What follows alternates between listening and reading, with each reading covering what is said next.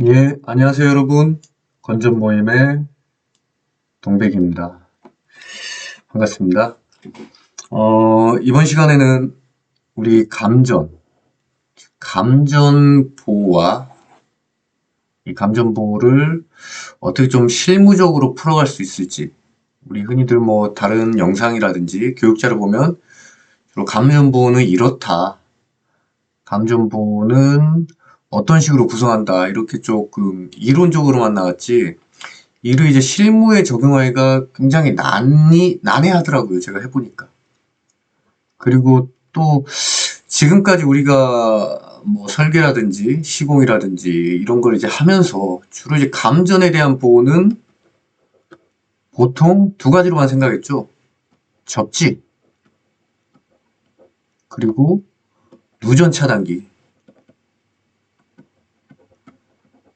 누전 차단기. 이렇게 두 가지로만 그냥 단순하게 생각을 하고 이를 뭐 반드시 해야 된다.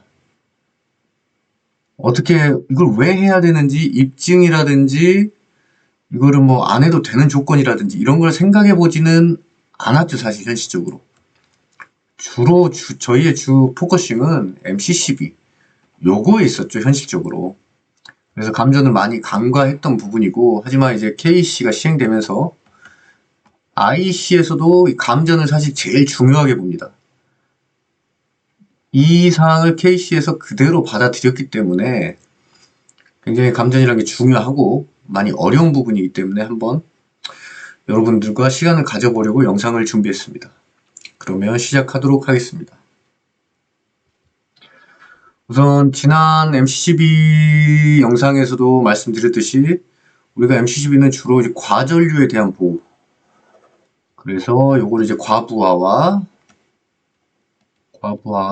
단락 요 두 가지 관점에서 이제 선정을 했고, 이거와 연속적으로 감전에 대한 보호까지 고려를 하는 게 사실 완벽하게 선정하는 과정이 됩니다. 하지만 현실적으로 이 과정은 안 하죠, 보통. 왜냐하면 제한적이고 한정적인 상황에서만 필요하기 때문이죠, 감전이란 건. 이 부분에 대해서 좀 더 자세하게 알아보도록 하겠습니다. 먼저 본론에 들어가기 앞서 우리 등전이 본딩의 구성이 무엇인지 다들 뭐 잘 아시겠지만 한 번 더 포인트만 짚고 넘어가겠습니다. IC 60364-5-54에 있는 사진으로 이 우리 접지극이 이제 접지가 아니라 주 접지단자가 여기 있으면은 접지극과 연결이 돼 있겠죠. 일반적으로 우리가 이렇게 보도체 P2만 이런 전기기기 노출도전부에 연결해서 접지를 해서 끝냈죠, 보통. 그래서 보통 이런 4번 보조보호 등전이 본딩용 도체는 안 했죠. 생략을 했죠. 마찬가지로 이렇게 수도관이라든지 가스관 등의 개통 외도전부, 전력 개통이 아닌 개통 외도전부도 우리가 이렇게 해주는 경우가 있는 경우도 있고 아닌 경우도 있죠. 그렇지만 IC 60364에서는 올바른 등전이 본딩 구성이 무엇이냐 이런 식으로 해야 된다. 다만 여기서 이 보조보호 등전이 본딩 같은 경우는 앞으로 설명을 드리겠지만 감전보호와 깊은 연관이 있고 해야 되는 상황이 있고 안 해야 되는 상황이 있다. 이런 상황으로 나뉠 수가 있습니다. 자, 보조보호 등전이 본딩이 왜 중요하냐? 단편적으로 기본적으로 이제 말씀드리면 이게 전력 케이블, 그림이 좀 이상한데 전력 케이블이라고 보면은 여기가 어떤 절연 파괴가 되어서 배관가 닿아서 지락이 났어요, 지금. 그러면은 전력 케이블 개통의 어느 부분은 이렇게 접지가 돼 있겠죠, 개통의 어느 부분은. 그러면은 지금 지락 전류의 흐름이 어떻게 되나요? 요런 식으로 가려다가 사람이 이렇게 닿아서 개통의 노출도 전부와 이렇게 연결을 시켜버렸네요. 그렇다면은 요런 식으로 접지를 따라서 IG, 지락전류가 형성이 되겠죠. 그렇다면 사람은 위험하겠죠. 바들바들 떨고 있잖아요, 지금. 위험해서, 지금. 그러면 이제 등전이 본딩이 돼 있는 경우에, 이런 식으로 지락전류가 흐르려다, 등전이 본딩이라는 도체가 있으니, 이런 식으로 전류가 흐르겠죠. 왜? 인체 저항보다 등전이 본딩의 저항이 현격히 낮기 때문에, 전류는 저항이 낮은 곳으로 흐르기 때문에. 물론 여기로 전류가 흐를까요, 안 흐를까요? 흐르겠죠, 당연히. 전류 분배하면은. 대신 극미량, 극소량 이렇게 흐르기 때문에 인체가 안전하다 이겁니다. 여기서는 개념적인 것만 설명을 드렸고 앞으로 좀 더 원리적으로 설명을 드리겠습니다. 이게 보조 보호 등전이 본딩의 보조 보호 등전이 본딩의 핵심적인 역할입니다. 그렇다면 IC와 KC에서 말하는 감준보호는 어떻게 구성이 되냐? 첫 번째, 기본보호. 기본보호 같은 경우는 일반인과 숙련자로 나뉩니다. 일반인이 우리가 쉽게 접근할 수 있기 때문에 일반인 같은 경우는 원천적으로 충전부에 기본 절연을 해라. 충전부에 대표적으로 우리 케이블이 있겠죠. 케이블의 기본 절연 뭐죠? 외피 얘기한 거죠. 외피. 피복. 이 피복을 해라. 그렇다면은 기본 보호가 된 것으로 본다. 요거죠. 그게 아니면은 외함. 우리 판넬 같은 경우에 외함이 있겠죠. 이 외함은 사람이 닿아도 기본적으로 안전한 거죠. 그렇기 때문에 이것도 일반인을 대상으로 무조건 해야 되는 것 중에 하나다. 그리고 숙련자일 때는 이것보다 조금 완화된 이렇게 장애물을 설치한다든지 장애물을 설치해서 접근을 금지하게 해라. 혹은 접촉 범위 밖에, 즉 암즈리치, 인간 평균 양팔을 뻗었을 때 한 2m 정도라고 봤을 때 안전하게 2.5m, 뭐 거인이나 이런 경우는 이제 제외하고 뭐 평균적으로 2.5m는 무조건 충족한다. 접촉 범위 밖이다. 이렇게 해서 충전부를 접촉 범위 밖에 배치할 수 있도록 2.5m 보다 이 사항들보다 완화된 것들을 하는 거죠. 숙련자는 누구기 때문에 전기의 자격증을 취득하거나 전문 분야에서 종사하는 사람들이기 때문에. 그러면 요 기본 보호를 이 중에서 하나를 하게 됩니다. 일반적으로. 그렇다면은 우리가 상시 기본 보호를 하게 되면은 비상시, 즉 고장이 났을 때도 감전 보호를 요구하고 있습니다. IC에서는. 그 고장 보호를 요구하는 게 바로 첫 번째 전원의 자동 차단, 두 번째 이중 절연, 강화 절연. 즉 여기 앞서서 기본 절연을 했으면 이 기본 절연에 한 번 더 절연을 한다든지 혹은 이 절연을 보다 강력하게 강화를 시킨다든지 이런 절연들을 하게 되고 정기적으로 분리, 아예 계통 자체를 정기적으로 분리시켜서 고장을 없도록 해라. 고장에 대한 보호를 없도록 해라. 그리고 뭐 숙련자의 감독이 있는 설비, 뭐 비도전수 향소라든지 뭐 이런 블라블라 사항들이 있고, 여기서 우리가 살펴보면은 이런 기본 보호와 고장 보호를 하나씩 선택하게 돼서 감전 보호의 구성을 이루고 있습니다. 이렇게 하나씩 선택을 해서. 다만 여기서 고장 보호가 불충분할 시에 바로 추가적인 보호를 들어가게 됩니다. 추가적인 보호를. 이 추가적인 보호는 뭐가 되냐? 가장 많이 쓰이는 누전 차단기, 그리고 보조 보호 등전이 본딩이 있습니다. 그럼 우리가 여기서 좀 곰곰이 생각을 해볼게. 과연 기본 보호를 한번 자세히 보시죠. 기본 절연이라든지 외함, 이런 것들을 우리가 설계나 시공 혹은 유지 관리하면서 할 수 있는 건가요? 할 수 있겠죠. 물론 할 수는 있지만 이런 부분들은 주로 제조사에서 한다는 거죠. 제조사에서. 케이블의 기본 절연이라든지 판넬의 외함 같은 경우는 아예 IC 규격에 뭐 60 뭐뭐뭐 몇 번 이렇게 따르도록 돼 있어서 제조사에서 이거를 지키지 않으면은 생산을 못하게 돼 있습니다. 뭐 생산이 할 수 있겠지만 뭐 승인을 못 받게 돼 있습니다. 그렇기 때문에 제조사에서 아예 따르게 돼 있기 때문에 이거를 우리가 신경 쓸 필요가 있다 없다? 없다 이거죠. 없다. 해서 나오는 거니까. 그리고 고장보호 같은 경우도 이중절연 여러분들 해보신 적 있으세요?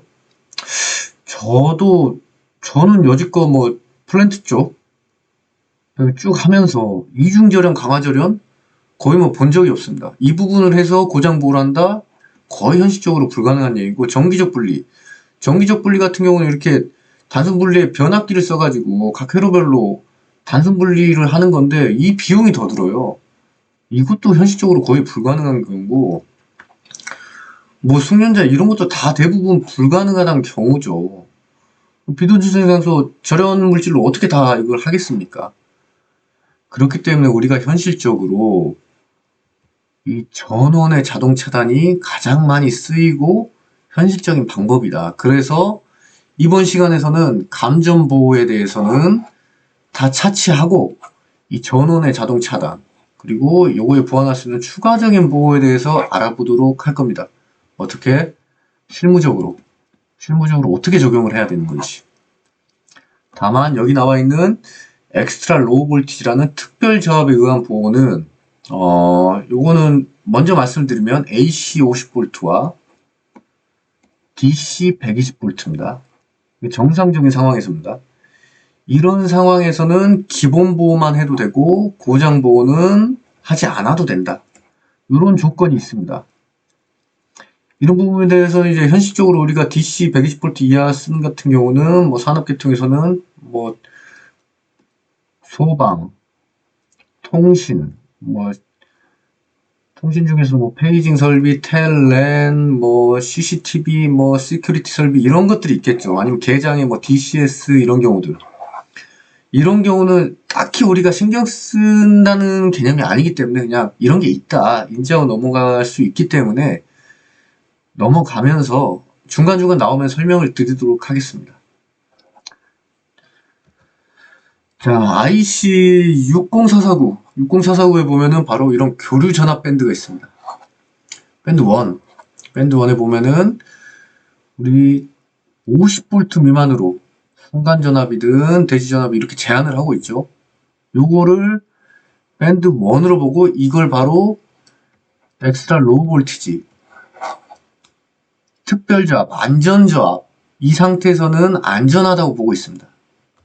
직류 같은 경우는 120V죠. AC 50, DC 120입니다.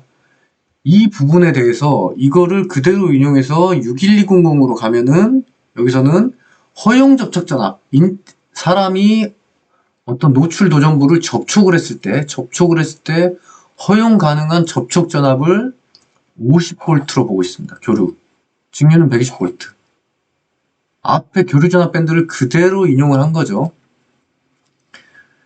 그래서 특수 상황에서는 이 절반인 25와 60V로 보고 있습니다. 그럼 정상적인 상황은 뭐냐? 그건 바로 건조하거나 습한 장소. 습하다 해서 물기가 있는 곳이 아닙니다. 습한 겁니다. 대기가 습한 겁니다. 특수한 상황에 바로 물기가 있는 젖은 장소를 나타낸 겁니다.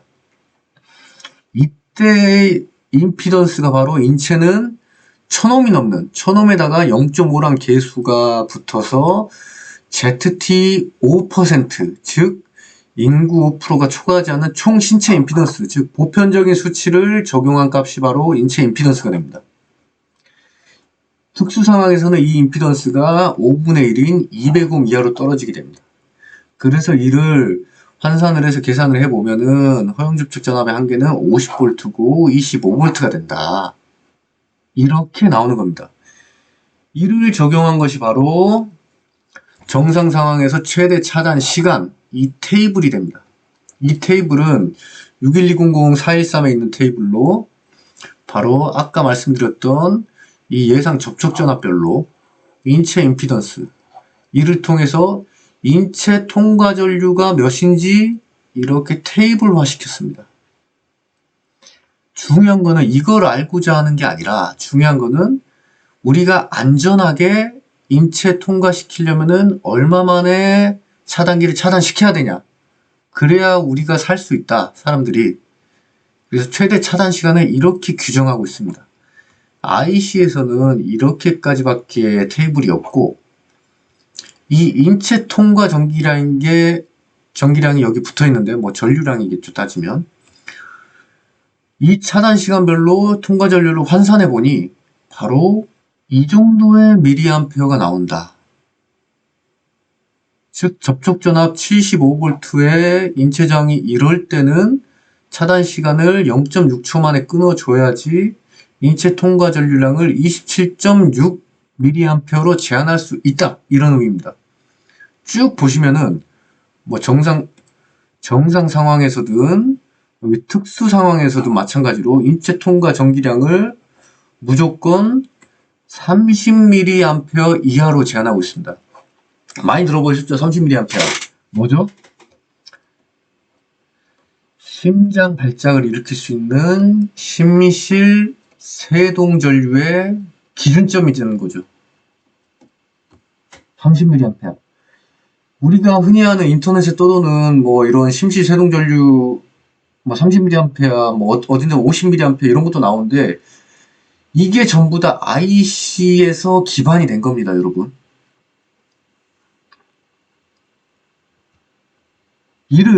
테이블을 바로 그래프화 시켜보면 바로 이런 식으로 반환식 곡선을 그리게 됩니다. 즉 정상적인 상황의 그래프를 보면 아까 100V 우리 100V일 때 예상 접촉 전압일 때 최대 차단 시간이 0.4초였죠. 100V일 때 0.4초 400mA 이 점을 이렇게 그어서 이런 식으로 우리가 그래프를 만들어서 IC에서는 보여주고 있습니다. 왜냐? 이 지표로 쓰라 이거죠. 이걸 차단 시간의 지표로 그래프화 시켜서 이를 인체 이제 전류로 이제 환산해서 타임 커런트 커브 TCC로 변환하는 게 바로 이 형태가 됩니다. 이거 여러분 중요합니다. 이 그래프. 이거를 이해하고 가시면은 굉장히 편합니다. 감전 보호가. 자, AC1 구역이 있고 AC2 구역이 있고 AC3 구역이 있고 AC4 구역이 있습니다. 이 AC4 구역은 다시 AC4 1, 2, 3로 나누고 이런 식으로 빗금이 쳐져 있습니다. 자, 이 빗금 친 부분부터는 사람이 죽을 수 있다. 전류가 즉 이만큼 흐르면 사람이 죽을 수 있다. 시간에 따라 차등 분배된다, 물론. 그래서 이 전류값을 보면은 몇이냐? 이 전류값이 얼추 이렇게 제가 그어 보니까는 30mA에서 40mA가 됩니다. 그러면 여러분 아까 우리가 여기서 30mA 이하로 제한한 게 이해가 되죠? 바로 이것 때문입니다. 이 데이터가 있기 때문에 이 데이터는 어떻게 구했는지 뭐 사람으로 실험을 한 건지 뭐 IC에서는 동물로 했다고 하는데 어쨌든 간에 이 데이터가 있기 때문에 우리가 이 LC선을 잘 볼까요? 요렇게 지금 그어지죠. 이 LC가 바로 차단 시간과 전류의 함수를 나타낸 곡선입니다. 제가 실제로 해보니까 이것보다 조금 더 우측으로 빠지게 되는데 여기다가 안전요율을 가진 차단 곡선이죠. 즉 IC에 설명하기로는 이 LC 곡선을 IC위원회에서 승인을 했다. 즉 이를 표준 지표로 써라. 어떤 표준 지표냐? 감전 보호에 대한 표준 차단 시간, 통전 시간으로 전류에 대해서 인정을 해주는 겁니다, 지금.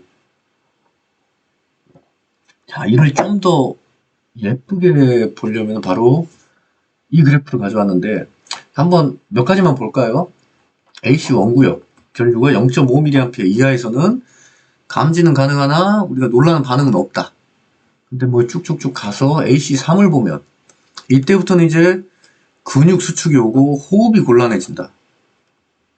IC도 조금 잔인한 게 뭐 이 정도부터 이제 호흡곤란 오면은 이때부터 끊어줘야 되는데 안 끊어요. IC에서 이제 LC는 이제 AC 3번을 이런 식으로 형성이 되기 때문에 이쪽 부분에 전류가 오면은 이게 저기 뭐야 마비도 오고 뭐 호흡곤란도 올 수 있는데 전 조금 이해가 안 되긴 하는데 물론 이제 사실 이제 경제성이라는 게 이제 따라오기 때문에 전 세계적인 규격이기 때문에 어쩔 수 없었겠죠. IC에서도 뭐 여러 가지.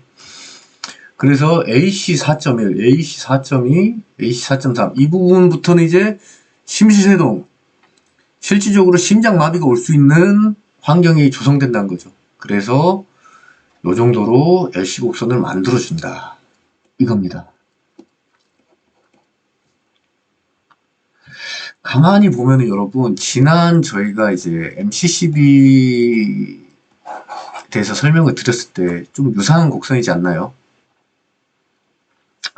그렇죠. 이 MCCB 곡선을 한 번 더 가져왔는데, 이 부분이 바로 전동기, 모터의 기동전류와 운전곡선이 합치된 전체적인 부하전류 곡선입니다. 기동시부터. 기억나시죠? 그런데 이 MCCB를 우리가 이런 식으로 보호곡선을 형성을 해줘서 부하전류 때는 안 끊어지고 고장전류 때 끊어지게 해서 뭘 지켜준다 결국에는 이 모터의 열적 특성 밑으로 떨어지게 좌측으로 이렇게 떨어지게 해줘야 된다. 왜냐? 이거보다 차단곡선이 뒤에 있어 버리면은 부하전류가 이렇게 치고 올라올 때 이 모터의 열 특성이 파괴가 될 거 아니에요. 그러면 절연 파괴가 온다든지 권선이 소선이 온다든지 그럴 거 아닙니까? 그래서 결국에는 우리 MCCB의 최 1순위의 목적이 뭐냐? 고장 보호, 즉 저기 뭐야 모터를 보호하는 거죠. 역할이. 마찬가지입니다. 이 LC 곡선이 결국에 이 인체 이게 모터 열적 특성이라고 똑같이 생각하시면 됩니다. 이 인체를 보호하기 위해서 전류가 이렇게 치고 올 때 이 정도에서 끊어주는 역할을 하는 겁니다. 그러면 여러분 이제 이해가 굉장히 쉬워지죠. 이거를 감전 보호를 우리 전동기 보호와 다르게 보지 말자는 거죠. 똑같이 보자는 거죠.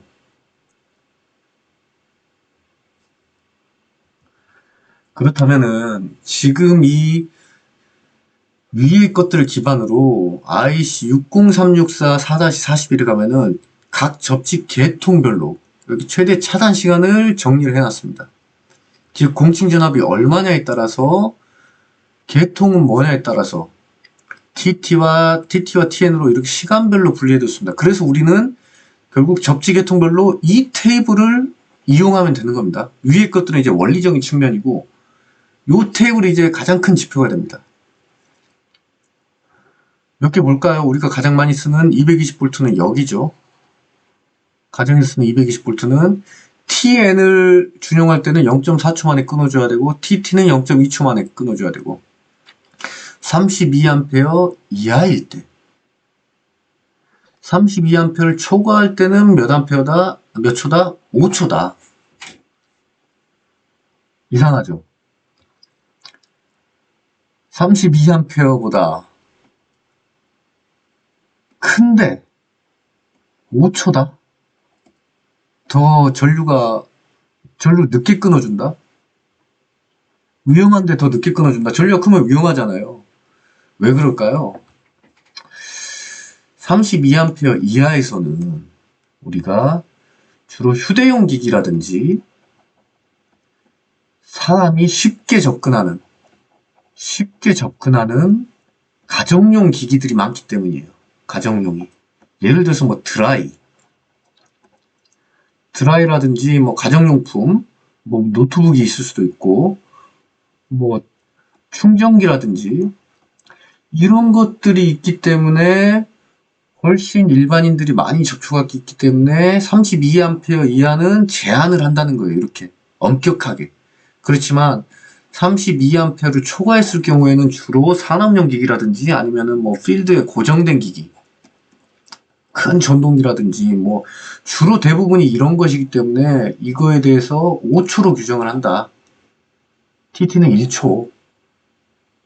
그래서 감전보호는 32A 이하일 때를 포커싱을 맞춰서 우리가 설계를 하면 되는 겁니다.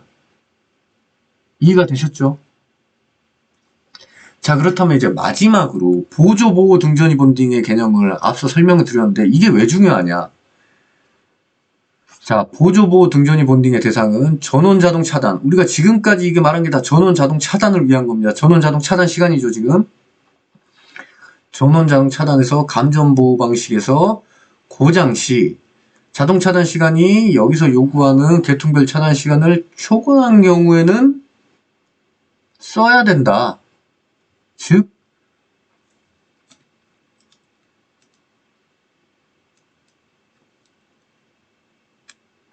여기에 이제 뭐 계통에 노출 도전부가 있으면은 이렇게 보조 등전이 본딩을 해줘야 된다. 그거죠. 왜 그럴까요? 보조 보호 등전이 본딩하면은 사람이 안전하겠죠. 왜 안전할까요? 간단하게 등가별로만 그리면은 지금 우리가 뭐 이거 ZL1이라고 나머지 생략하고 나머지 저항도 생략하겠습니다. RA가 있다고 치면은 고장 회로의 구성이 바로 이렇게 되겠죠. 이런 식으로. 그런데 여기 이제 보조 보호 등전이 본딩을 이렇게 연결해 주는 거죠. 지금 상황이 위에 그림이. 그렇기 때문에 여기 이 부분의 합성 저항이 내려가면서 V는 IR 상태로 R이 떨어졌으므로 이때 접촉된 접촉 전압이 떨어지게 돼서 우리가 앞서 말했던 이 회로에서 접촉 전압을 좌측으로 옮겨줌으로써 시간적인 여유를 확보하고 가는 이런 개념이 되는 겁니다. 지금 보조 등전이 본딩이. 이거는 충분히 실무를 하시면서도 이제 요거를 입증할 수가 있고 이 부분에 대해서도 여기에 이렇게 보조 등전이 본딩의 유효성에 관해 의문이 생길 경우, 즉 이거를 해야 되냐 말아야 되냐 이걸 판단할 경우에는 이렇게 한번 계산을 해봐라. IC에서 소개하고 있는 자료입니다. 이게 KC에도 물론 이렇게 나와 있고요. 그럼 여러분 오늘은 이 정도로 좀 설명을 마치고 내용이 길어지기 때문에 다음 시간에는 TN계통 그리고 TT계통과 IT계통에서 과연 우리가 실무적으로 만약 이론으로만 설명하는 게 아니라 실무적으로 우리가 어떻게 적용을 해야 되는 건지 그리고 이게 왜 어려운 건지 한번 알아보도록 하는 시간을 가지도록 하겠습니다. 이상 저는 건전 모임의 동백이었습니다. 감사합니다, 여러분.